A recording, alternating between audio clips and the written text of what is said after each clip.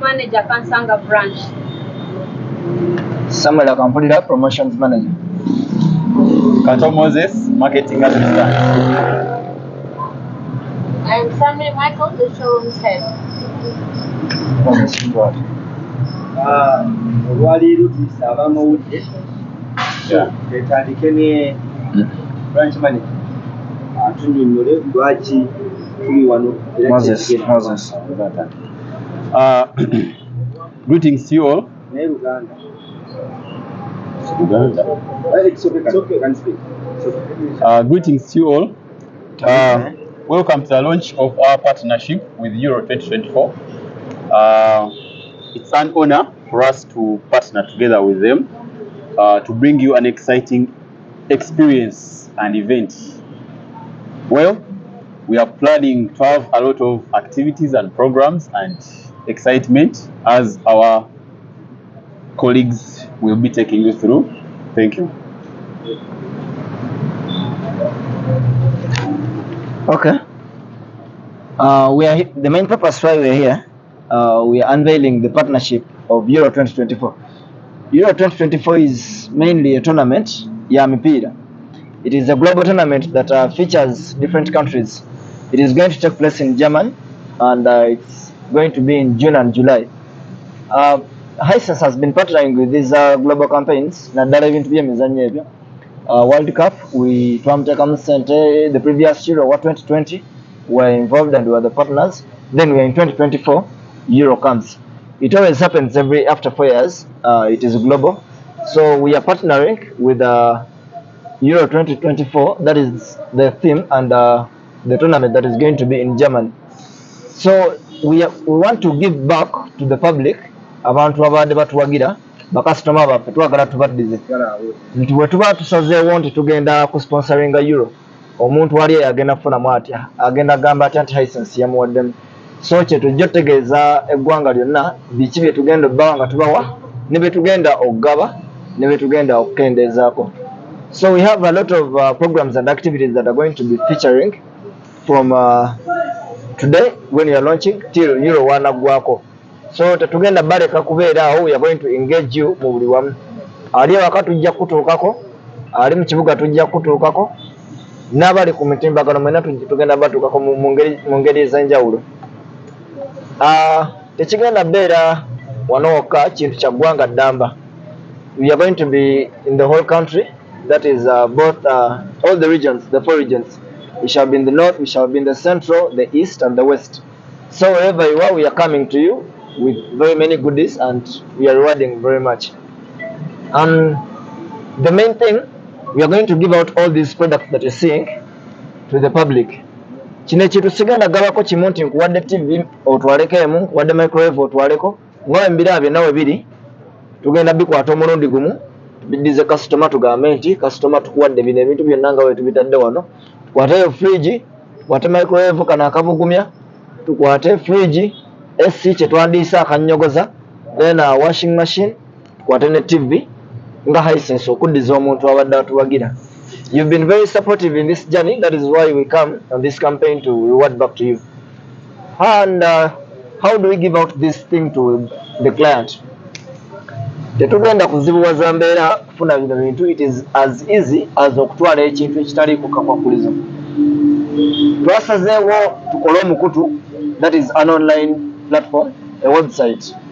So we have a website that is going to be running for this campaign. It is called estoreappliances.com. That website is going to feature all Hisense products and we are going to have discounts running on them. Kigenda kola kitya? Just get your smart gadgets, be it a phone, be it a computer, be it a laptop, kyonna kyonna ekisobola okuaccessinga internet. Ogende ku mutimbagano gwa estoreappliances.com. Bw'otuuka ku that website ejja ku displayingira Hisense products. Kinasinziira ku kyonna bw'oyagala, tetugenda teekawo nti oyina kugula kino oba kino okutwala. Ne bw'ogula item eri worth etandikirwako oba esemberayo ddala, you are entitled to win this thing. You just allocate what you want to buy. You select that product on the website. Bw'omala selecting that product, no proceeding and payments, no maliriza okugula, for your platform tugenda funa amanya go n'ennamba yo mu database yaffe, then mu buli luvannyuma lw'akaseera akagere in this period mpaka nga omwezi ogw'omusanvu, that is July 14th promotion wejja okukoma. Kati okuva na leero March 30th we kickstarting the campaign, kitegeeza okuva kati mpaka July 14 we are going to be engaging in different activities. So that online activity twasazeewo tugende the digital way to embarking on that campaign. Tekikwetagisa kutambula kujja ku maduuka bw'oba tosobodde, twagadde nti n'omuntu ali ewala tukwanguyiza embeera. Just get your phone in your sitting room or your area of convenience, you go to that website, then you purchase any product. Immediately when you purchase the product and the payment is done, you enter a draw and you stand a chance to win what we call the Euro combo. Combo means ekintu ekyawamu tukigasse. Njagala nnyo nkikkaatize nti it is sikuwaako TV ekoba ki, it is a combo and I'm not giving out only one. There are many worth to be given out. So you stand a chance to win immediately bw'oba omaze oggula, then we shall announce the winners. Era tujja bagaba, mujja bbaawo, mujja balaba. So that is the form of appreciation that twagala of that design. Yes. Smartphone nabo tugenda bayamba sinzira showroom yonna gy'anaabagenzeeko tugenda kubanga tuba registeringa ne tubateeka mu computer, then namwe ne musobola yingira akazanyo kaffe. So tetugenda balekerera, nabo bagenda kuba mu promotion yemu basobole okuwangula by'omwajja beeramu. So showrooms zonna zigenda kubanga zibateekamu, then nabo babeere mu kazanyo. So customer wa ddembe okutambula ku dduuka lyaffe eri kuli okumpi. Amaduuka ago tulina mangi buli wamu nga bwe tunabanyonyola. Just tambulamu, tulina bakitunzi baffe mu maduuka ago. Njagala mpe ekyokulabirako nga jjajja ali eri naye nga yandiyagadde okwetwalira bino ebintu. Tambula yingira edduuka, mulimu bakitunzi baffe, munnyonnyole nga bw'ozze. Yogera kyoyagala ogula, kitunzi waffe ajja kuyamba.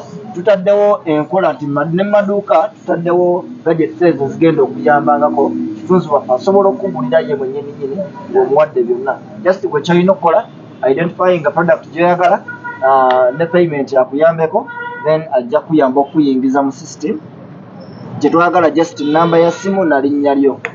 So ne waba talina smartphone oba nga talina that gadget, yingira edduuka lyaffe bakitunzi bajja bba bakuyambako on that point.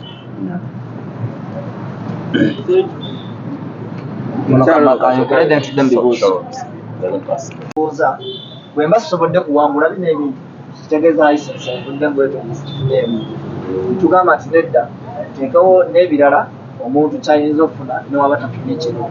So ne tufuna nti tugenda kuba tugaba ebintu eby'enjawulo, nti buli kintu ky'onoogula mu dduuka lyaffe kijja kugirako ekirabo there and then nga tekiriiko nti kyo kiriko w'ogulira ekintu kitunzi waffe ajja kuba kuwekirabo ky'ogenda nakyo, ekyo kyo kijja kubaawo. Then mu bintu bino tugenda kukola kye twandiyise enkolagana. Twagala nnyo nti twagala okutuuka ku muntu wa wansi tubeere naye okuwulira atuddize ye ku kyawulira ku Hisense. Mu ngeri bwetu ne tusalawo engeri gyekigenda obeera emipiira tubadde twagala tulabeko ne bakasitoma baffe emipiira gino, twagala tubalekerere balabeko okuka ewaabwe naffe nga gyetuli eyo. So tubadde tusaba tubeere twegatte wamu tutegeke wewe osobola olabira gino emipiira. So emipiira tugenda tutegekanga tugenda ogirabira, tusalewo nti ku lunaku bwe ruti oŋŋambe omupiira gwa Bungereza ne Germany tusazeewo tugulabire ku kitebe bwekiti ne bwekiti, tusazeewo tugulabire mu kifo bwekiti ne bwekiti. Mu ngeri eyo nti bw'onajja mu dduuka lyaffe tugenda kuwa akandibadde nga ka ticket oba ka coupon. Kyonna ky'oba oguze ekyo tekijja bbaako kakwakulizo nti ojja kwetaba mu kazanyo, ekyo kiri automatic nti buli muntu anaaba aguze.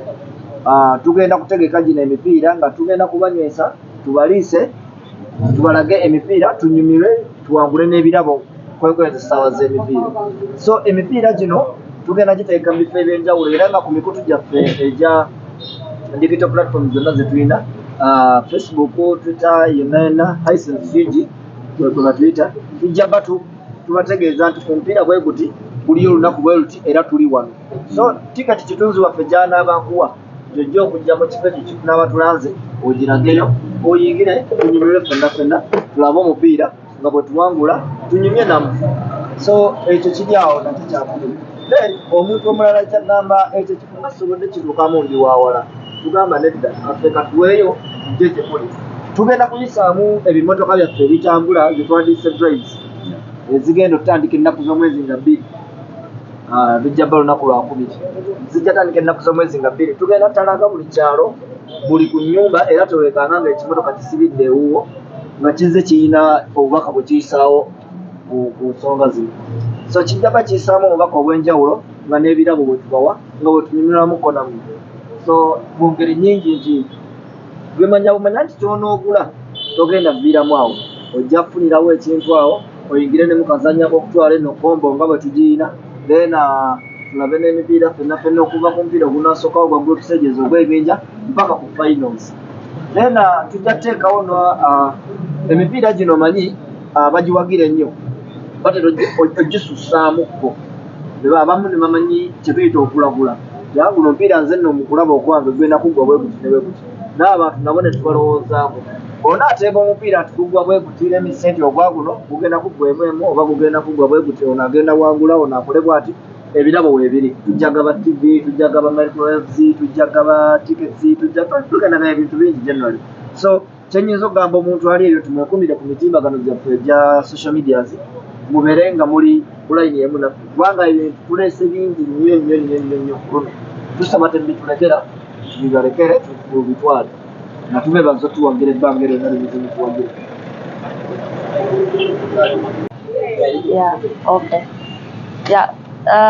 Greetings to all of you.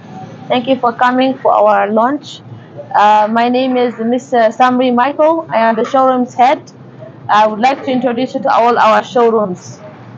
We have showrooms in Forest Mall, in Bugolabi near the National Water, in Oasis Mall, in Arena Mall, Kantanga, as you're seeing here, also in Victoria.